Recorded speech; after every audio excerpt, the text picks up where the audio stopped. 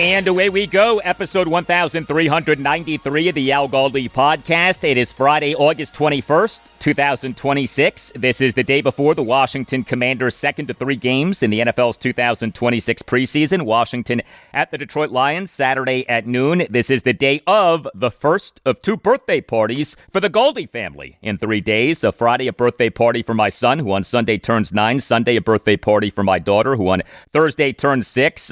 We, for each of the previous 5 years, did a joint birthday party for them, given that the birthdays are so close. A joint birthday party, kind of like a joint practice, but no joint birthday party this year. I cannot get away with that this year. Likely cannot get away with that any longer. The joint birthday party may well be a thing of the past. It's hard now because the kids have their groups of friends. But 5 years, I feel like that was a good run for the joint birthday party. Hello and welcome to this Friday installment of the Al Galdi podcast. Happy Friday. We're still not sure whether Washington's QB1 Jaden Daniels will play at Detroit.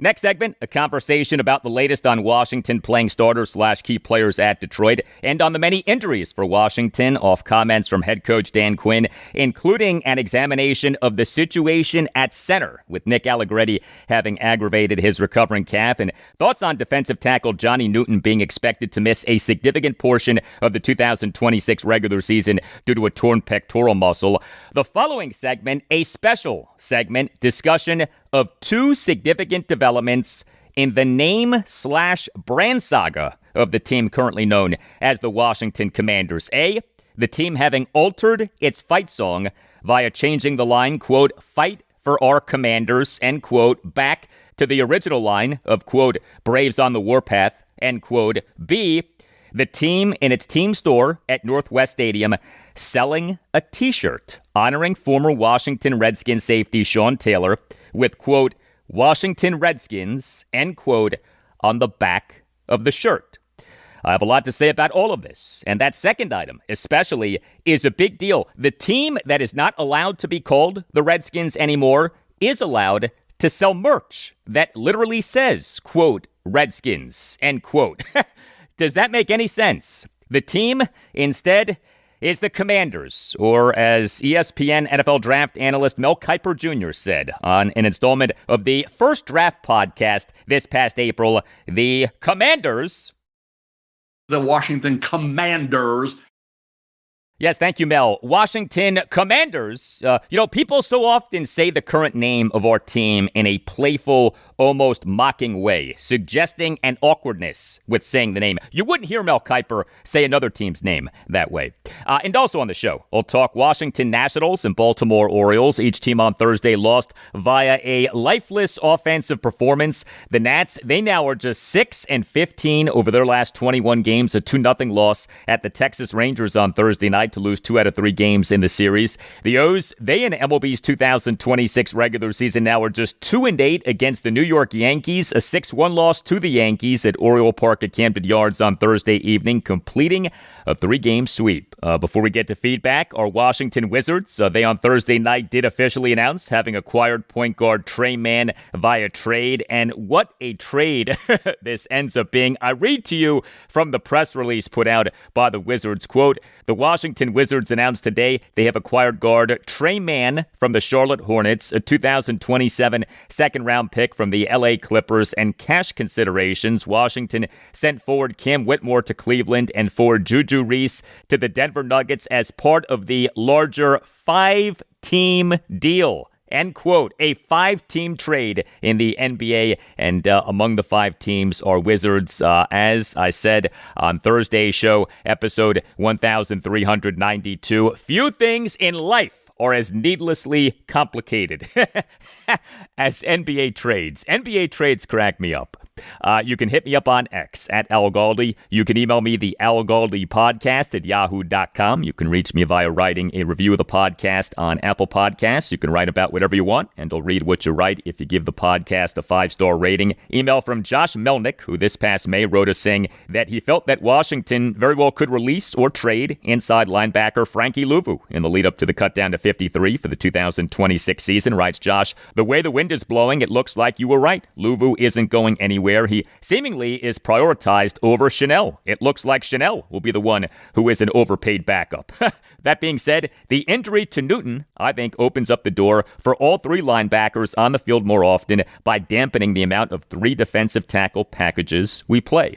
Thank you for the email, Josh. Something that absolutely stood out from Washington's preseason opening 27 win over the Miami Dolphins at Northwest Stadium this past Friday night, August 14th, was who did and did not play on defense. Washington overall did not play 26 starters/key players in the game. When it came to inside linebackers, Frankie Louvu did not play, but Leo Chanel and Sonny Styles did play. Now, Styles is a rookie, so you maybe take him out of this conversation, but Louvu not playing and Chanel playing did suggest that Louvu is ahead of Chanel, to say nothing of Louvu in training camp practices being a primary green dot guy on defense. When it came to safeties, Nick Cross and Jeremy Reeves did not play. Will Harris and Quan Martin did play, suggesting that Reeves is ahead of Harris and Martin.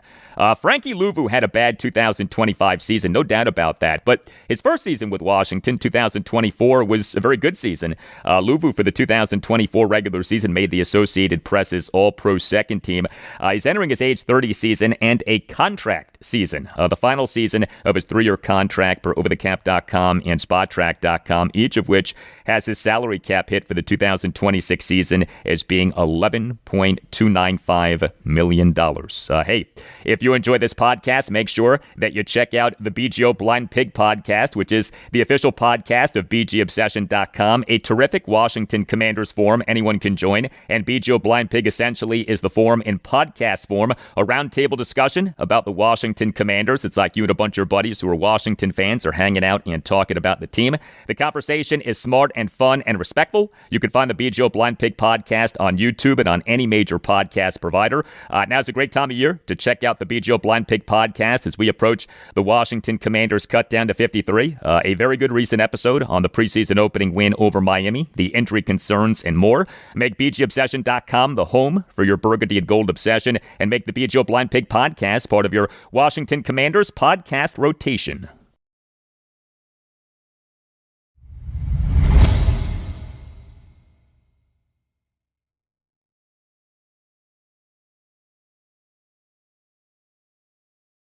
We at 2026 Washington Commanders training camp on Thursday morning had a short practice, a light practice, similar to a Friday practice before a Sunday game during the regular season. Washington's second to 3 games in the NFL's 2026 preseason is on Saturday. Washington at the Detroit Lions Saturday at noon.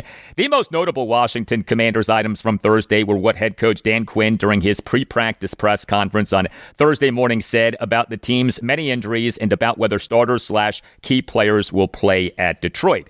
Let's begin with the injuries, of which there are many, too many. As we discussed on Thursday's show, episode 1392, Washington's horrible injury luck in the 2025 regular season has carried over into the team's 2026 training camp and 2026 preseason. Certainly not all hope is lost for the 2026 regular season, but so far, not so good when it comes to our team and injuries. This was Dan Quinn's opening statement on Thursday morning, and then you'll hear a follow-up back and forth between Commanders insider John Keim of ESPN and Quinn. All right, good morning, guys.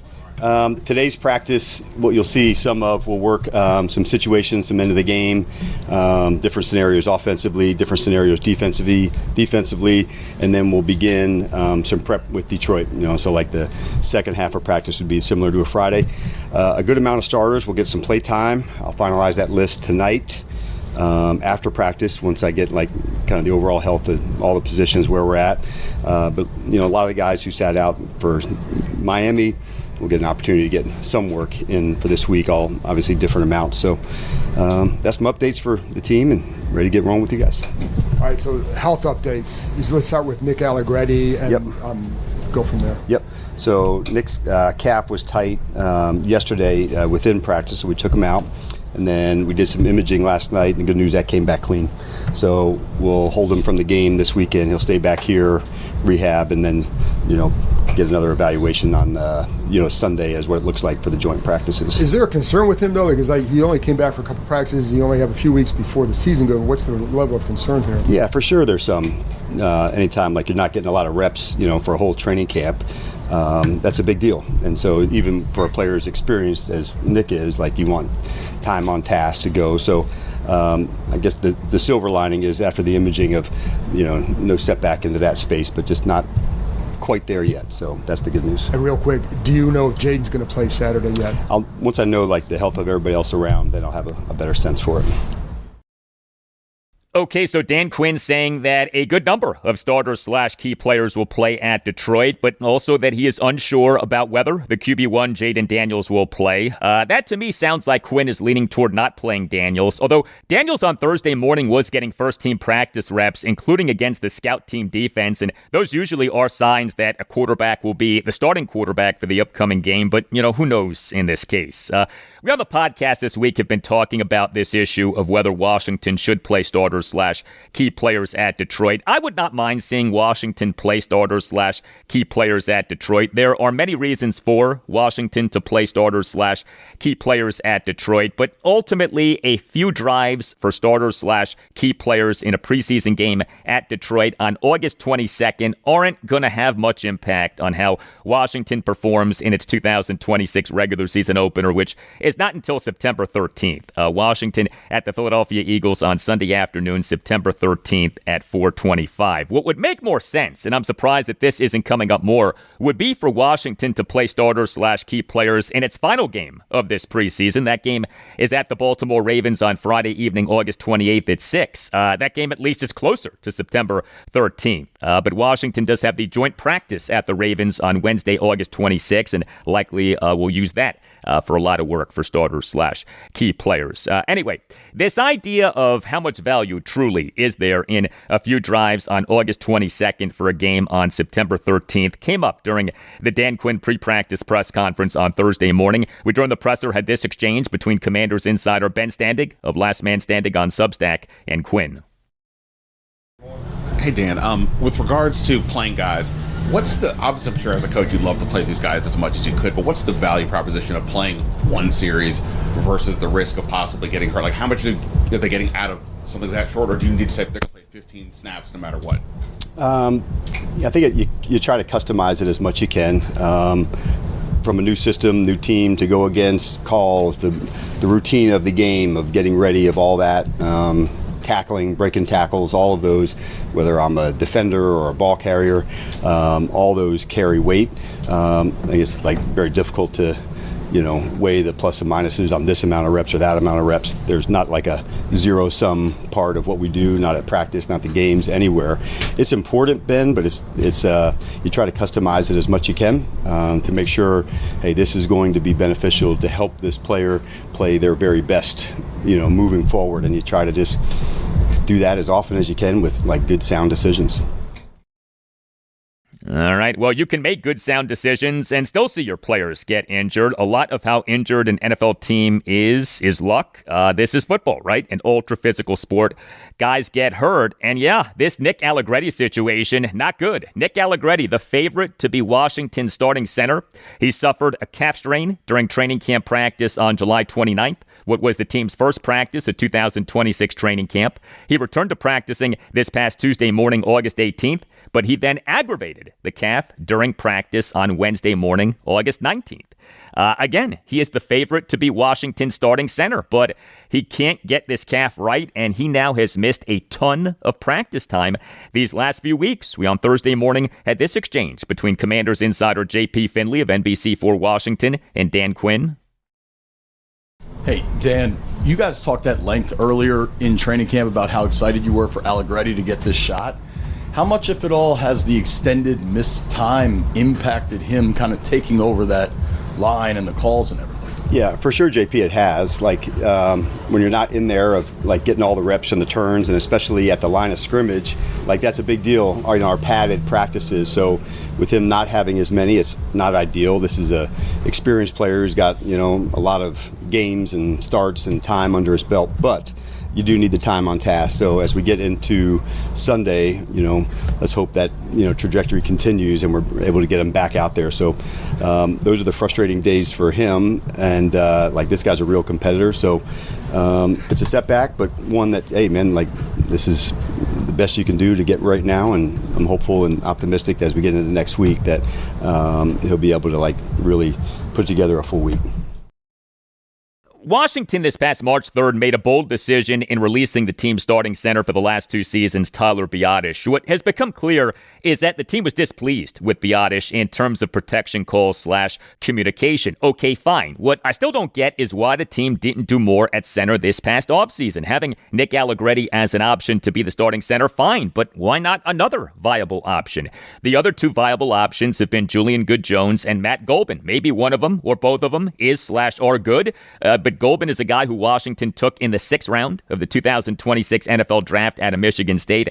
And Good-Jones, he in his NFL career has played in just 1 regular season game, which was Washington's 2023 regular season finale in January 2024, a 38-10 loss to the Dallas Cowboys at FedEx Field on January 7th, 2024. Not much certainty at center for Washington.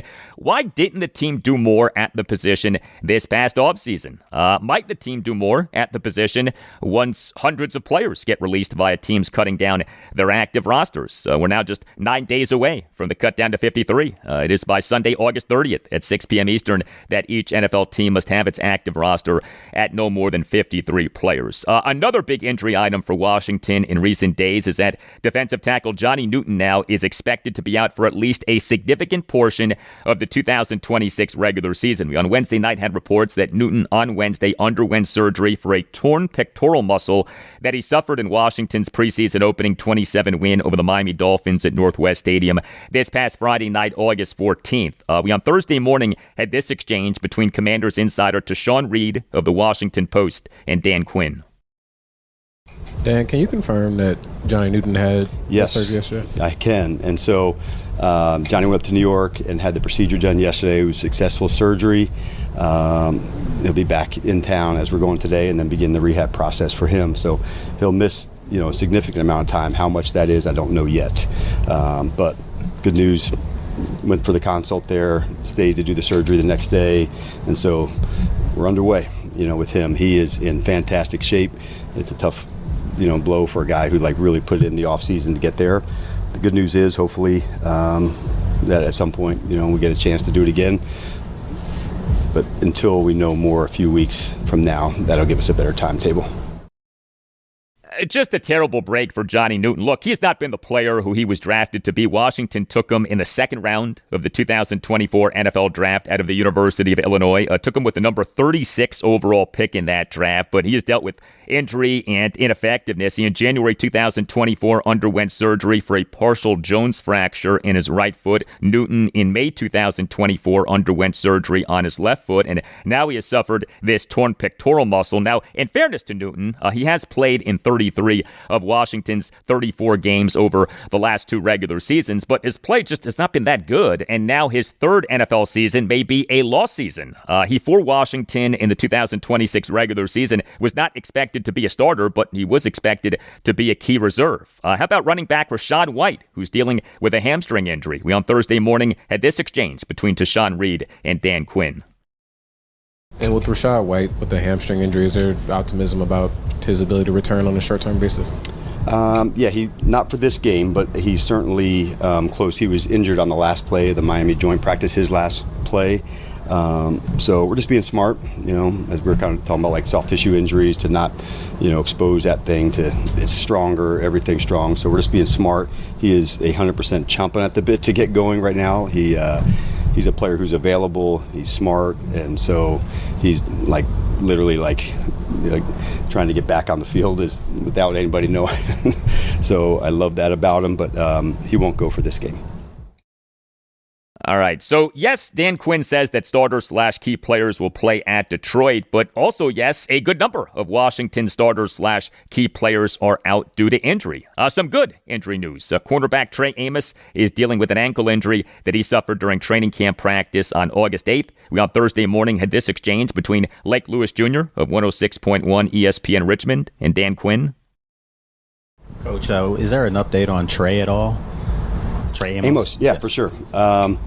He's, I would say, improving, with his ankle sprain. So it was like on a similar side, or not a similar side. It was on the similar side that he had the procedure, so having an ankle sprain, obviously, like got mad into that spot. But I would say the arrow is trending up.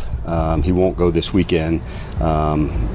He's still part of like the return to play format of some running and cutting and where it's at. So improvement, but not there yet. All right. Well, here, as best as we can tell, is what we're looking at with Washington injuries right now. And keep in mind, the team is not required to put out any official injury reports during training camp or the preseason. On offense, left tackle Laramie Tunsil. He suffered a torn triceps during training camp practice on August 8th. He's expected to be out for at least a significant portion of the 2026 regular season. Center Nick Allegretti, we just talked about him. QB2 Marcus Mariota, he suffered a right knee MCL sprain in the preseason opening win over Miami on August 14th. He's out for the rest of the preseason, but is expected to be ready for the start of the regular season. Running back Rachaad White, we just talked about him. Running back Jeremy McNichols, he, per Dan Quinn during his press conference this past Sunday afternoon, is dealing with a quadriceps injury that will keep McNichols out for multiple weeks. Washington this past Tuesday morning announced having placed running back Jerome Ford on the reserve/injured list. This due to a hamstring injury that he suffered in the preseason opening win over Miami. And Washington this past Tuesday morning announced having placed receiver River Craycraft on the reserve/injured list. On defense, defensive tackle Johnny Newton, we just talked about him. Defensive tackle Tim Settle is dealing with a calf strain. Defensive tackle Deron Payne was not practicing on Thursday morning, though he, per reports on Thursday morning, is dealing with a minor ailment. Defensive end Dietrich Wise Jr., he is on the active/physically unable to perform list, and his recovery from a torn quadriceps that he suffered in Washington's 27-18 loss at the Green Bay Packers on Thursday Night Football this past September 11th. Outside linebacker Adafe Owe is dealing with a calf strain. Outside linebacker Calebon Chason, he's dealing with a knee injury that he suffered in Washington's joint practice with visiting Miami on August 12th. Inside linebacker Jordan McGee is dealing with a shoulder injury that he suffered in the preseason opening win over Miami on August 14th. And quarterback Trey Amos, we just talked about him. A lot to take in with all of that, especially considering the extent to which Washington got walloped by injury last regular season. We on Thursday morning had this back and forth between Commanders insider Nikki Javala of The Athletic and Dan Quinn. I feel like every training camp, there's always a big reaction to the number of soft tissue injuries. How have you learned over the years to kind of navigate that, and have you developed any, different techniques with medical staff on handling all those? Yeah, for sure. It's like the number one thing, and especially the early part of camp is when you're trying to do it the most. That's when they do. So the ramp up over the last, maybe 4 or 5 years, I would say Nikki has the best, we've done better as a league into that space. Smaller, red zone amounts, not the long amounts. Knowing that there's going to be some in the game of what we do, and then the return to play portion of that to make sure they're fully ready. And so this is not the time or space to say, hey, push them back early, whether that's a re-injury or a setback to another spot. We know if you've had an injury, you're at risk for another injury, not necessarily the same one, but just the conditioning piece. And so I think over the years, that is probably the biggest thing that is there, and trusting the medical team to say, go through the whole process to get them back. But it sucks, it's part of it, just in terms of the nature of how we play, stopping and starting and speeds. So there's not any one foolproof way, but getting the guys ready, the hydration. So I feel like they're hitting all the marks to get the guys prepared, but it's still obviously a part of it that you stress on the most. I know a lot of the changes to practices and contact and hitting were, for safety reasons, but has it made it difficult from a coaching perspective in getting guys ready physically or calloused, as you say, and getting them prepared and avoiding these injuries if possible? No, it has not had that one. I felt like the guys have really thrown a good camp, and so we're still, I know it's the fans aren't here, and still have a joint practice next week, so it's in some ways camp's still ongoing in that space. Maybe the schedule changes, but I think I love where the team's at in terms of how hard they're going for it and getting ready. I know those dividends get paid down the road when you put the work in now. So if that means having to, strain through and get there, but you also have a bigger roster now. So this is the time to do that. Yeah, a frustrating aspect of Washington continuing to get pummeled by injury is that there may be no good explanation for this. Like, there may not be some systemic problem that the team just needs to fix. And once the team fixes that problem, the injury rate significantly improves. All of these injuries may well be mostly due to plain bad luck. We know that Dan Quinn puts a lot of thought into how Washington does training camp and the preseason, and yet still, these injuries are happening. We on Thursday morning had this exchange between Commanders insider Martenzie Johnson of Notice and Quinn. Morning, Dan. Good morning. I know there's a variety of time missed for some of the people who are injured, so It's a spectrum there.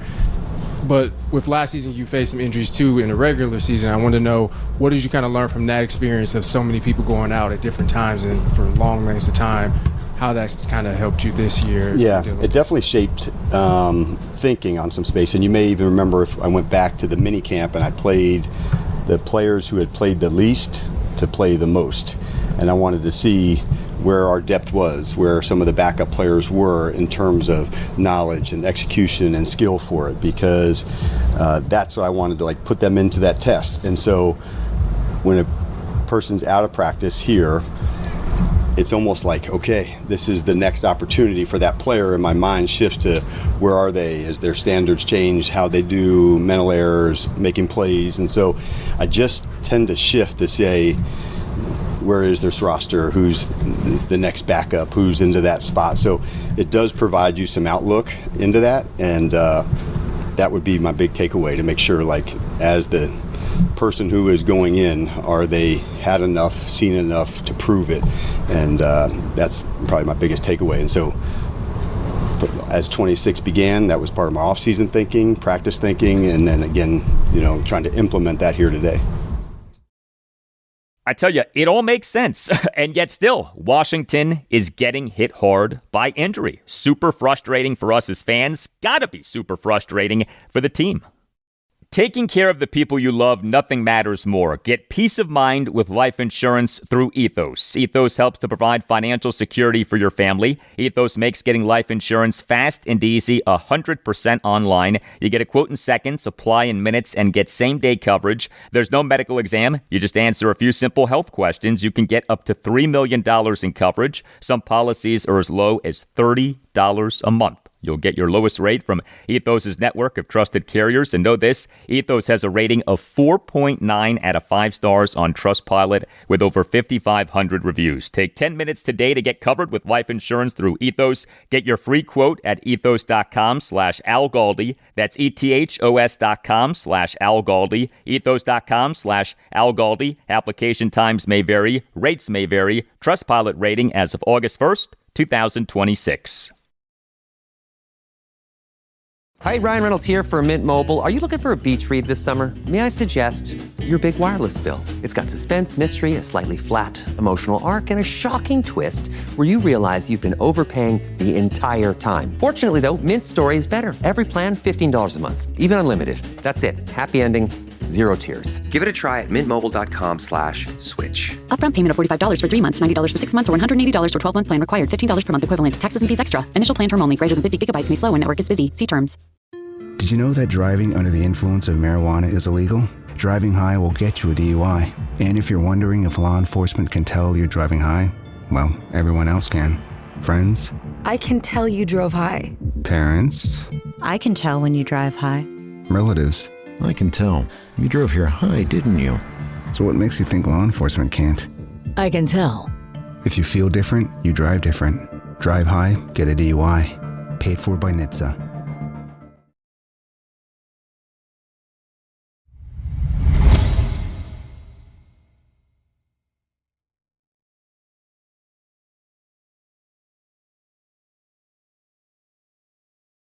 You can always contact me on X. My handle on X is @AlGaldi. I, on Wednesday night, got this from Kevskin on X.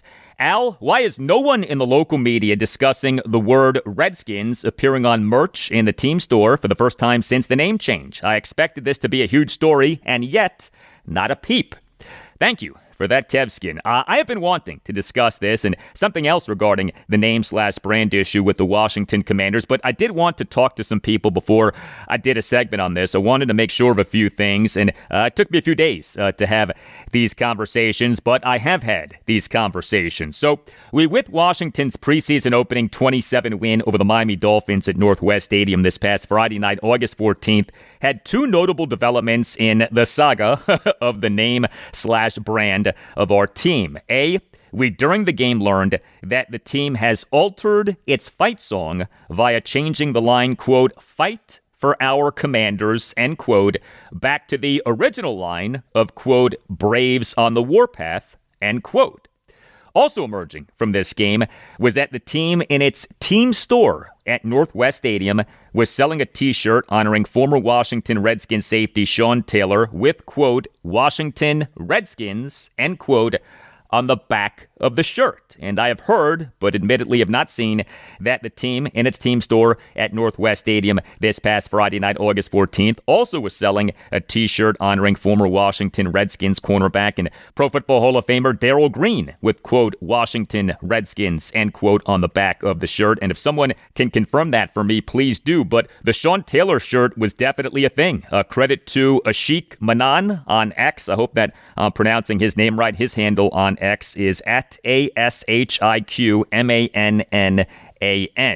Regarding Washington altering its fight song via changing the line, quote, "fight for our Commanders," end quote, back to the original line of, quote, "Braves on the warpath," end quote. So this is a continuation of something that on the podcast have been discussing for years now, the strategy that I believe that the Josh Harris ownership group is employing with the name/brand issue. Now, no one has ever told me that this is the strategy, but to me, the evidence that this is the strategy has become overwhelming. And the strategy is this.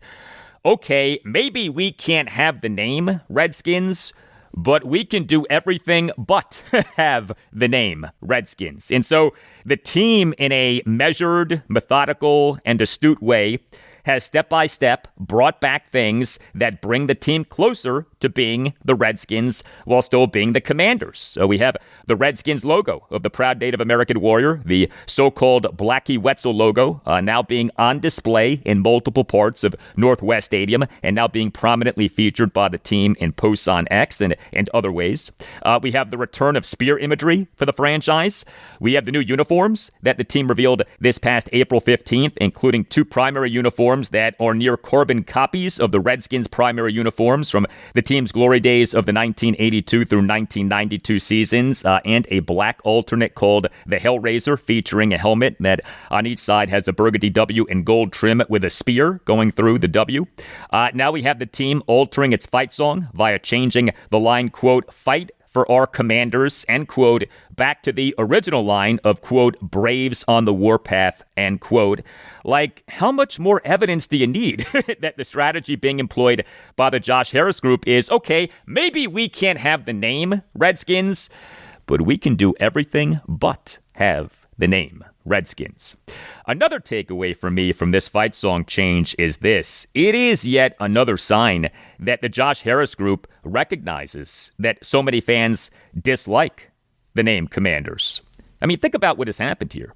The team, which is called the Commanders, has removed the word Commanders from a key line in the team's fight song. Like, let that sink in.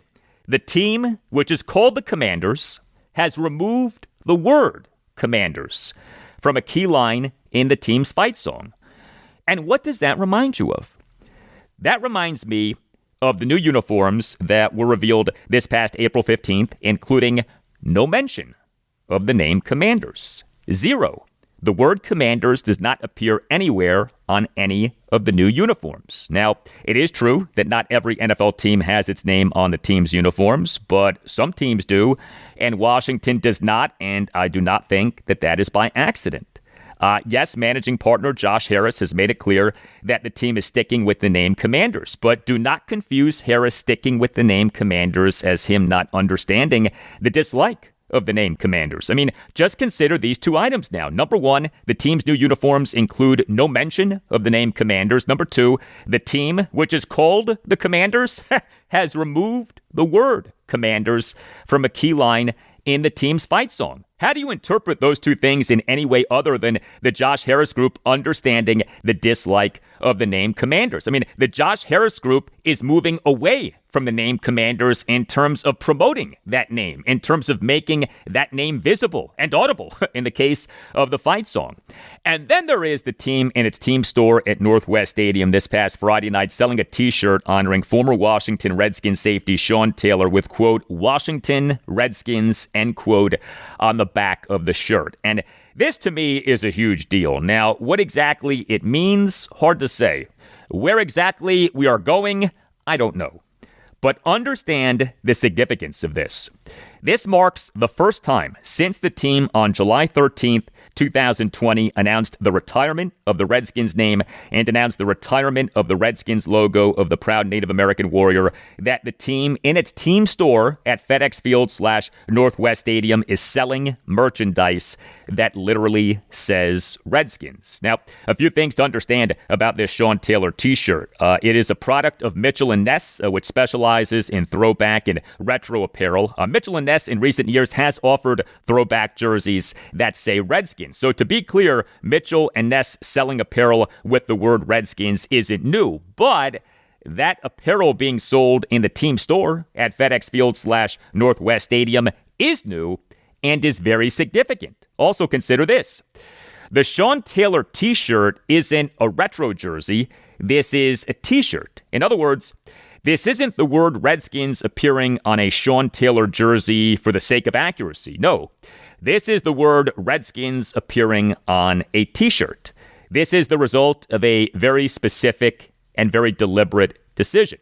And the t-shirt is being sold in the team store at the team stadium. Do you remember the scenario with United States Senator Steve Daines? He's a Republican representing Montana. He's the senator who advocated for the late Walter Blackie Wetzel, the Wetzel family, and the Blackfeet tribe of Montana. The Wetzel family, a Native American family that played a major role in the design of the Redskins logo of the proud Native American warrior. I know for a fact that our then Washington team president, Jason Wright, he in 2024 told Senator Daines of, quote, business constraints, end quote, regarding the name Redskins and the aforementioned Redskins logo. The phrase business constraints clearly was code for NFL and team sponsors do not want the team having the name Redskins or Redskins imagery. Well, a lot has changed over the last few years, and business constraints clearly are evaporating. I mean, look at how much things have changed regarding this issue of the name/brand just since the Josh Harris Group bought the team in July 2023. We now have the Redskins logo of the proud Native American warrior displayed in multiple parts of Northwest Stadium. The team these days is posting plenty of footage in which that logo is visible. The logo is no longer being censored by the NFL, as was the case 2.5 years ago. Remember, the NFL in February 2024 on X put out Super Bowl themed posts in which the league censored the Redskins helmet with the proud Native American warrior. We have the new uniforms that the team revealed this past April 15th. Now we have the team altering its fight song via changing the line, quote, fight for our commanders, end quote, back to the original line of, quote, Braves on the warpath, end quote. And we have the team in its team store at Northwest Stadium selling merch that literally says, quote, Washington Redskins, end quote. I mean, look at how much things have changed since the Harris Group bought the team in July 2023. And if this much has changed since July 2023, if this much has changed over just the last 3 years and 1 month, how much more could change over the next 3 years and 1 month? I mean, let's bottom line this, all right? Let's just acknowledge the elephant in the room.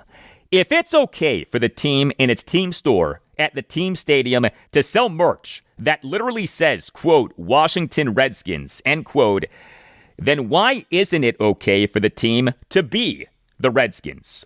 Put aside however you feel about the name Redskins, because I know that among the people listening to this are both people who are for and against that name. But put aside however you feel about that name and just answer this question. If it's okay for the team in its team store at the team stadium to sell merch that literally says, quote, Washington Redskins, end quote, then why isn't it okay for the team to be the Redskins? Does that make any sense? Is there any logic behind that? If the name Redskins is wrong, is taboo, is evil, then it should not be on any merch in the team store at the team stadium. And yet we had what we had this past Friday night, August 14th.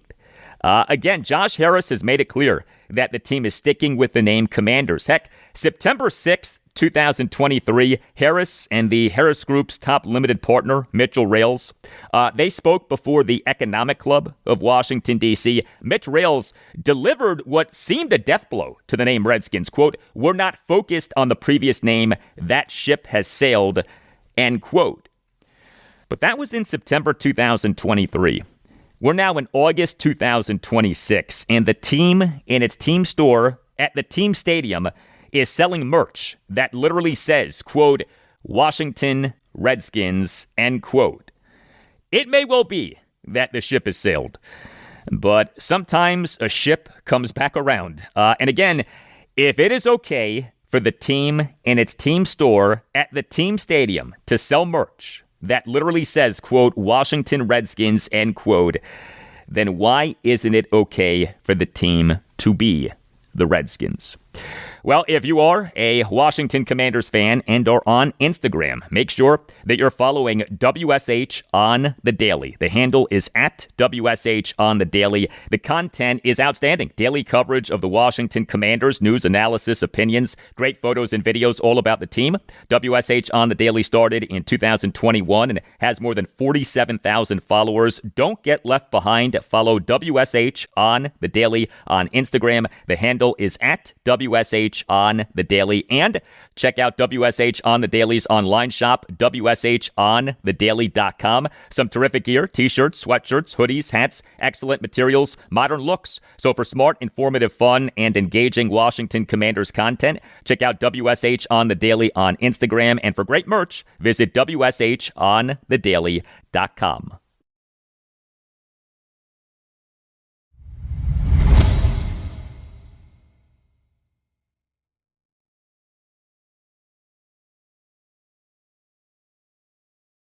Well, a new twist in the Washington Nationals C.J. Abrams situation. So Nats manager Blake Butera, during his pregame session with reporters now a week ago, this past Friday afternoon, August 14th, announced that the team is moving Abrams from being primarily a shortstop to being primarily a second baseman. But Abrams still has not started a game as a second baseman since that announcement. There has been this emerging belief that Abrams is slow playing the transition, but he's now injured. Turns out that he suffered a sprained left ankle in the top of the ninth inning of the Nats' 6-0 win at the Texas Rangers on Wednesday night. Him not being in the Nats lineup when it came out on Thursday afternoon did make you wonder if he was being disciplined by the team for slow playing this move to being primarily a second baseman. But no, Abrams is legitimately injured, and when he'll actually start a game as a second baseman off the announcement from Blake Butera, who knows? But the Nats, for their game at the Rangers on Thursday night, had a lineup that was without the team's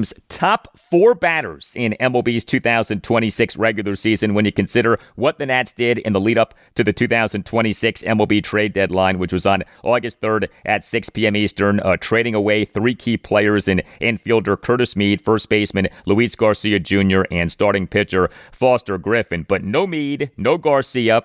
The Nats on August 4th announced having placed outfielder James Wood on the 10-day injured list due to a left oblique strain, and the Nats on Thursday night were without C.J. Abrams. No Mead, no Garcia, no Wood, no Abrams, and the result, it was not good. A 2-0 loss at the Rangers on Thursday night to lose 2 out of 3 games in the series. The Nats now are just 6-15 over their last 21 games. The Nats in this regular season have gone from 55-53 to 61-68, and now have a run differential of plus 17, and now are 7.5 games behind the San Diego Padres for the National League's 3rd of 3 wild card spots. The The Rangers, they in this regular season now are 63-65 with a run differential of -46, and now are tied with the Minnesota Twins for the American League's third of 3 wild card spots. The Nats on Thursday night were horrendous offensively. No runs, just 1 hit, which was a single, 0 for 3 with runners in scoring position. 15 strikeouts.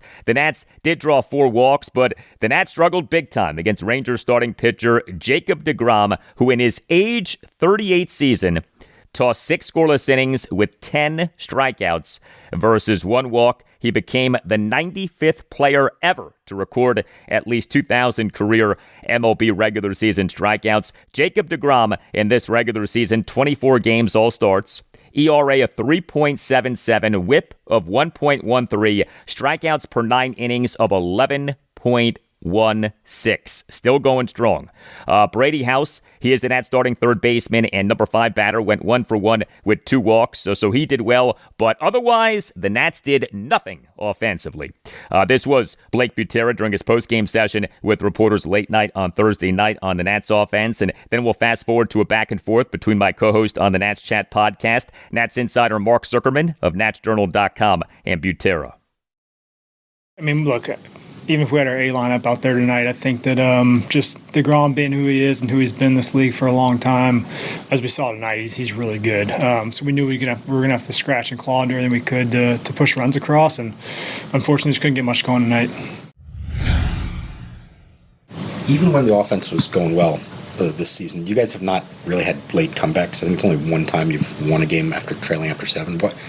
Why do you feel like that's been more of a challenge for you guys to try to mount late comebacks? Yeah, I'm not sure. I do feel like early on, I told the guys this a couple of days ago, is I felt like early on, if we were down, it didn't really feel like there was any sense of concern or frustration. Right now or lately, it has felt like these guys have kind of, when they're put in a hole early on, they tend to maybe press a little bit too much. I don't think that was anything tonight, but I do think it's something to note, as you've mentioned. Like we haven't scored late in games to come back, and it's something we're all aware of, and these guys are working to get better at. Do you have any better sense now of CJ's status moving forward? Yeah, the X-rays came back negative, which was good. This is just going to be kind of a day-to-day thing, as we thought. He was moving a little bit better as the day went on, but he wasn't able to do any baseball activity today. So I don't imagine he'll be in there tomorrow, but hopefully after that, he'll be ready to go.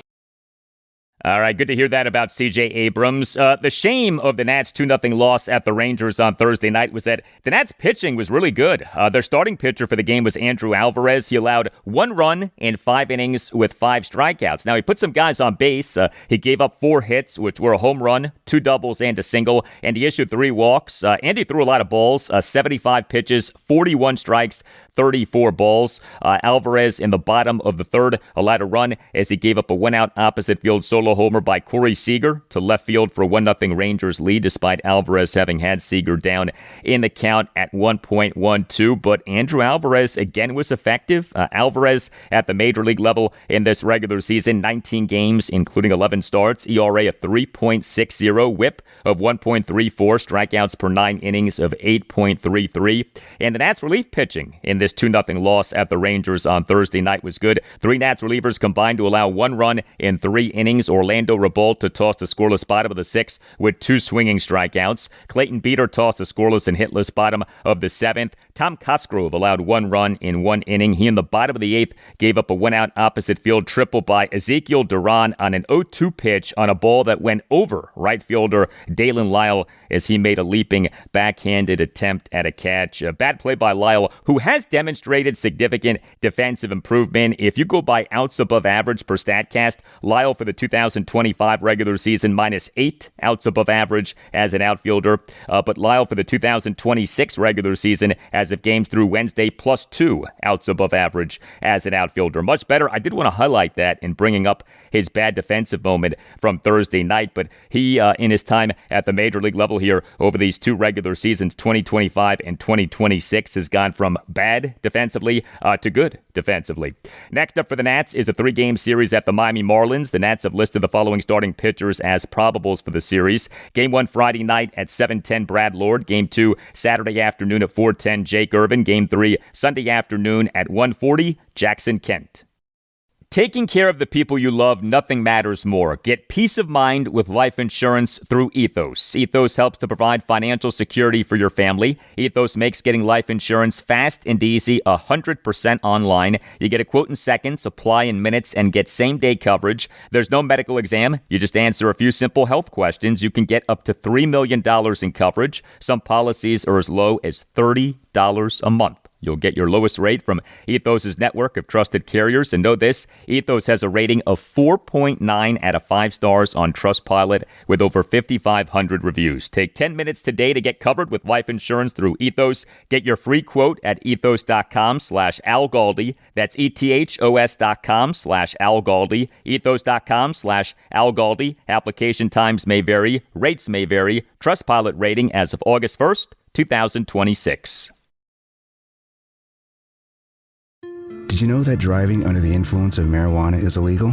Driving high will get you a DUI. And if you're wondering if law enforcement can tell you're driving high, well, everyone else can. Friends?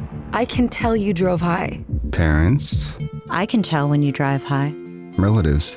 I can tell. You drove here high, didn't you? So what makes you think law enforcement can't? I can tell. If you feel different, you drive different. Drive high, get a DUI. Paid for by NHTSA.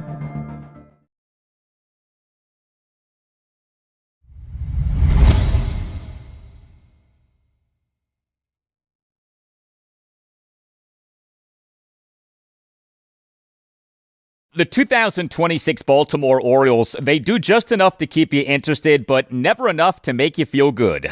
The O's off winning 3 out of 4 games at the Tampa Bay Rays over August 14th through the 17th, then got swept in 3 games against the New York Yankees at Oriole Park at Camden Yards. A 6-1 loss to the Yankees at Oriole Park at Camden Yards on Thursday evening, completing a 3-game sweep. This was a game for which the start was delayed for 23 minutes due to rain. The O's in MLB's 2026 regular season now are 61 and 67 with a run differential of -36, and now are 2 games behind the Minnesota Twins and Texas Rangers for the American League's 3rd of 3 wild card spots. Also, the O's in this regular season now are just 2-8 against the Yankees. The Yankees in this regular season now are 72 and 55 with a run differential of +94 and lead the American League wild card standings 4 games ahead of the Boston Red Sox. So the O's in winning 3 out of 4 games at the Rays over August 14th through the 17th totaled 26 runs over 4 games. But the O's in getting swept in these 3 games against the Yankees at Oriole Park at Camden Yards totaled just 5 runs over 3 games. The O's on Thursday evening, just 1 run, just 4 hits, which were a home run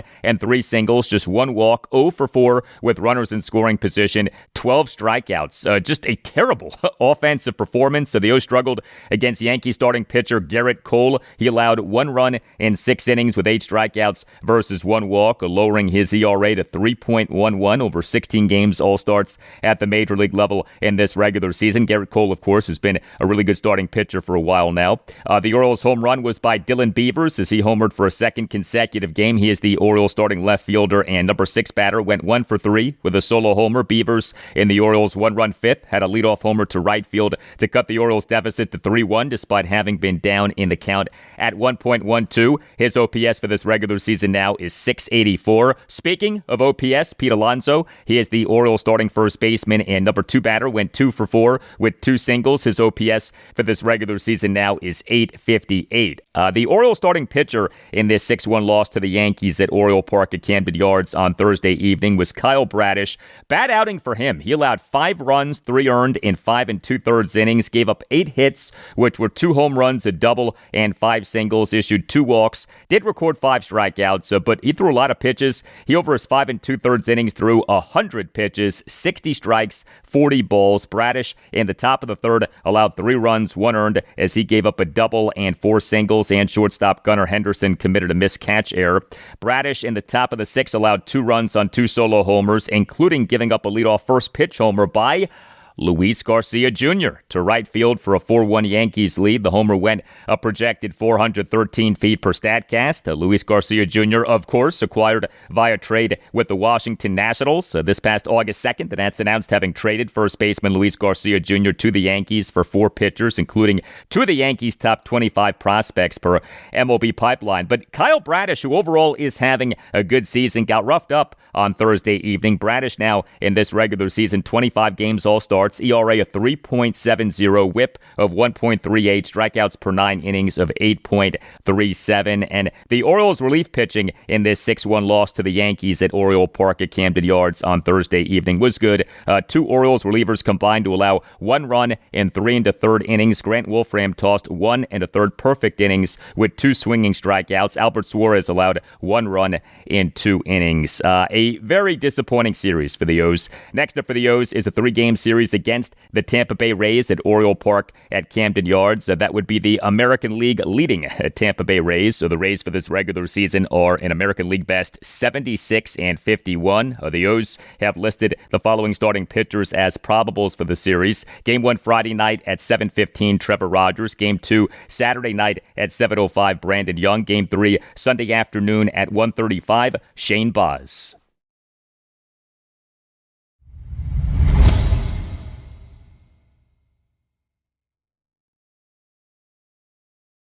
And that'll do it for you and me for now, but there's more to come. Monday's show, episode 1394. We'll have a lot for you on the Washington Commanders, analysis of their second of 3 games in the NFL's 2026 preseason. Washington at the Detroit Lions on Saturday at noon.